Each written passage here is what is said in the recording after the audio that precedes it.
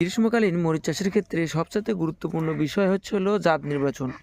কথাটা এই কারণেই বললাম, কারণ আমাদের এখানে আমরা কিছু মরিচের জাত চাষ করেছি। তো আমাদের এখানে দেখবেন যে কিছু কিছু জাত আমরা ভালো রেজাল্ট দিচ্ছে, আবার কিছু কিছু জাত একেবারেই খারাপ রেজাল্ট। যেরকম দেখেন এই যে এই জাতটা সবগুলো গাছই আর কি পাতা কুঁকড়ে যাচ্ছে। তো আমি এই জাতের নাম উল্লেখ করলাম না, তো যাই হোক, আপনারা যারা এই পাতা কুঁকড়ানো বিষয় নিয়ে ভিডিও চাচ্ছেন, অতি শীঘ্রই আমরা ভিডিও দেওয়ার চেষ্টা করব।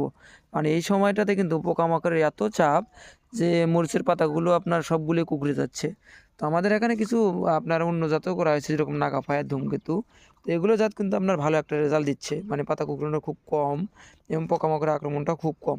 তো আপনারা যারা এই সময়টাতে মরিচ চাষ করবেন, অবশ্যই কিন্তু ভেবে চিন্তে চাষ করবেন। আর অতি শীঘ্রই আমি এই মরিচের পাতা কুঁকড়ানো নিয়ে একটি ভিডিও তৈরি করব, কারণ মরিচের পাতা কুঁকড়ানো নিয়ে অনেকেই অনেক রকম মন্তব্য করতেছেন।